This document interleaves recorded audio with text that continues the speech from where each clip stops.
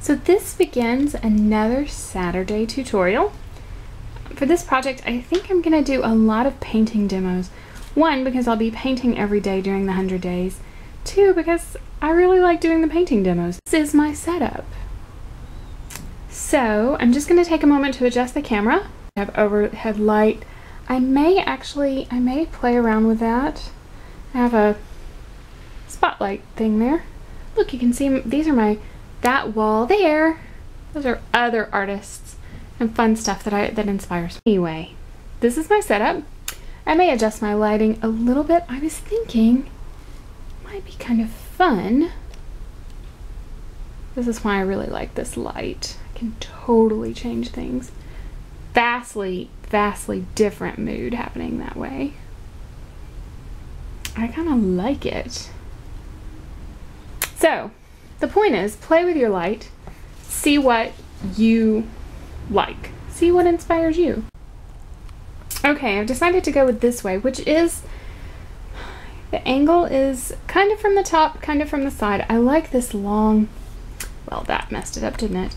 I like this long shadow that's happening back here, the light happening across there, the way the shadow hits that.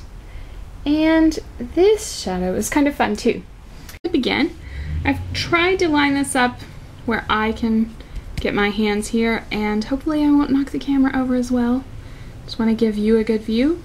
I've prepped this with matte clear gesso. I really like this color.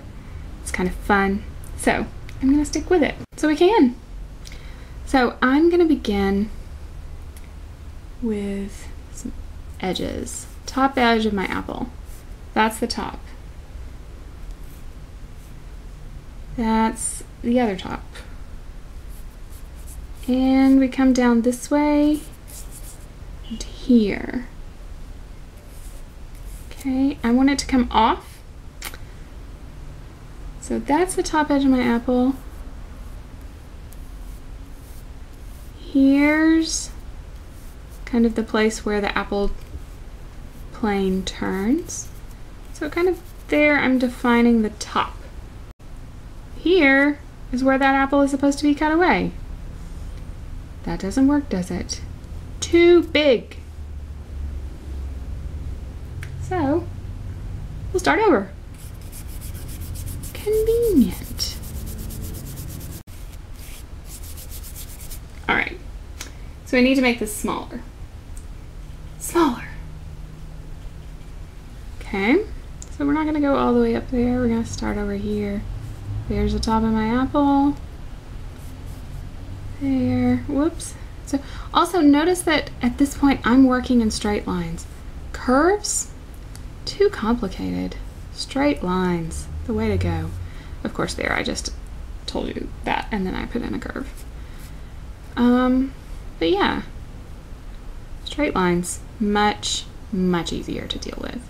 Straight line. What is happening here? This is a little tricky part here.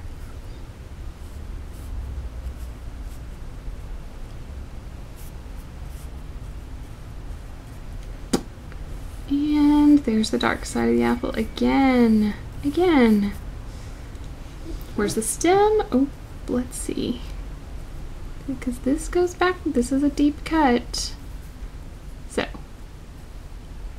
here is the stem. Just to get it clear. So now, here, and I do want this to go off. I want an open composition. All the other paintings this week have been an open composition. Open composition means that edges of the object go off the canvas, in this case panel, go off the picture plane. Open composition. Closed composition, we wouldn't, we'd see that whole edge there, we'd see the entire apple, it would work well. But in this case, I don't know, we're just in an open composition sort of mood. Sometimes with squares, I like open composition. I just think it's nice. Okay. Enough babbling. Now, in dark, I don't want any color interfering with that. So I've added some ultramarine blue and some violet. Okay, so I'm looking at this a little over and I can see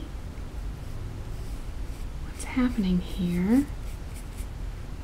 That shadow is basically all the way around this apple slice. Okay? Now in where the shadow falls, right here on this apple. Okay? I'm using yellow ochre here. It's going to be my darkest bit of the apple slice. Okay, and then let's put in that light just to keep things clear. There. And that will get lighter. These will not get thicker. I may reinforce those darks a bit, but this here definitely thicken up a bit. Will get lighter. And just because I have it on my brush, this is technically, I'm breaking a rule here. I should be putting in the darks first. But hey, it's my painting. It's my rules. I don't like to waste paint, and this is on my brush. That gives me an idea of where that shadow is going to fall. So now we'll go back to, this is the dark here again.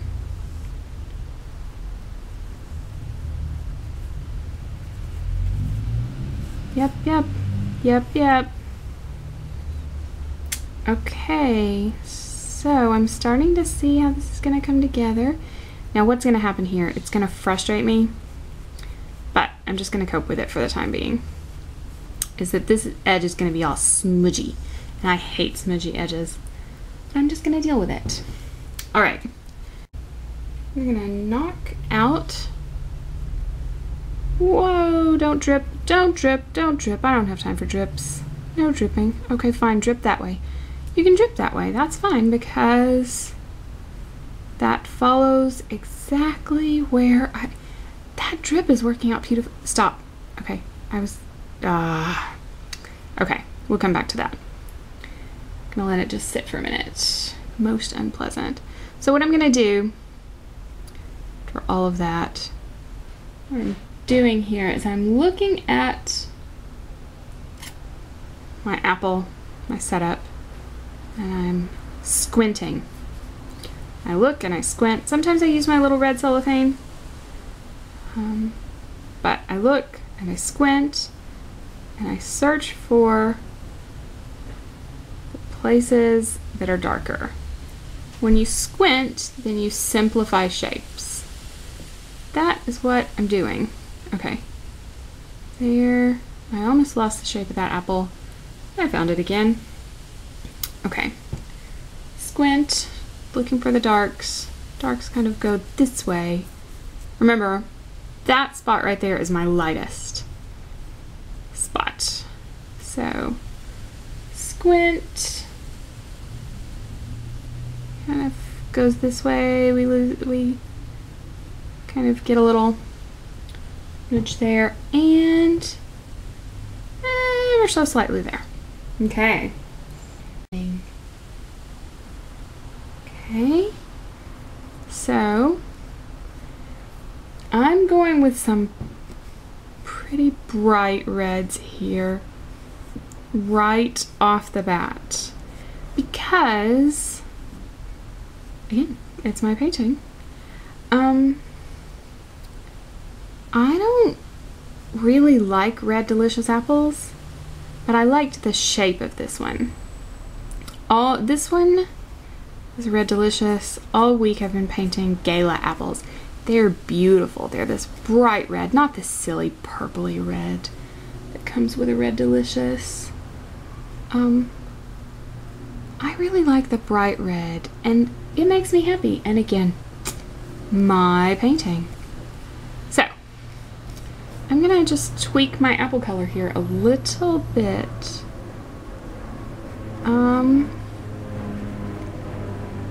There is a yellow spot over here I kind of want to get. And so now you can see that stem there. It's going. I don't have time to deal with it. I'm not painting around it right now. And edge in some darks over here. See, this is a pretty strong red. I'm just cooling it off. There. Yeah, it got a little warm on me.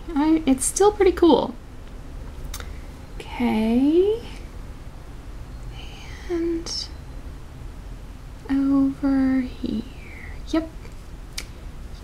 Okay. So, cooling this off. I don't know if you can see that. The camera's not really picking up a lot of difference in those reds, but I can see it. Here, I'll show you. Ooh, big difference there, eh? I'm just blending that in. I want it cooler, but I don't want it as dark as this. You see? So that was purple. Whatever that purple is, I'll have to look at the tube before I done with the video, or I'll just put it in the post at the bottom. I don't know, something, so that I actually sound like I know what I'm talking about. Anyway, so lightened this red with just a smidge of cadmium yellow medium. Okay. And again, I'm squinting, checking out my space here. That was my line, not to be confused with my core shadow. So again, this is one of the lightest parts of my apple. The dark kind of creeps around over here, but this part is pretty light. So always good to just double check. Keep yourself from getting confused.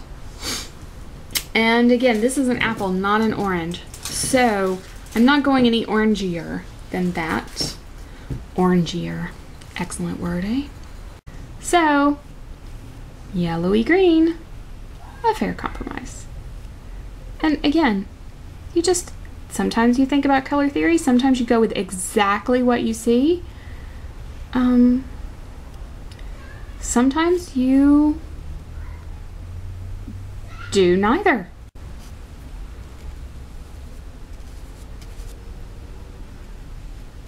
Especially around here where that too big apple was.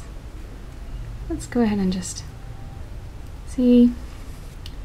Pretty important. Now, honestly, what's happening here is a little neon, even for me and my excess of color.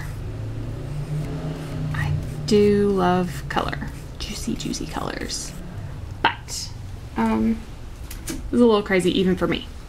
So I'm gonna tone it down. First, I'm gonna get that edge. That is a pretty important edge happening there.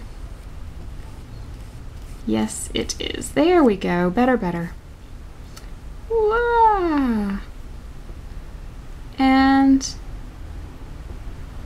I'm kind of careful there, but I don't want this too round. Apples are kind of deceiving. They make you think they're round, but you want to stick to some of those straight lines. Okay, better. This at least gives me a good start. It's too much even for me.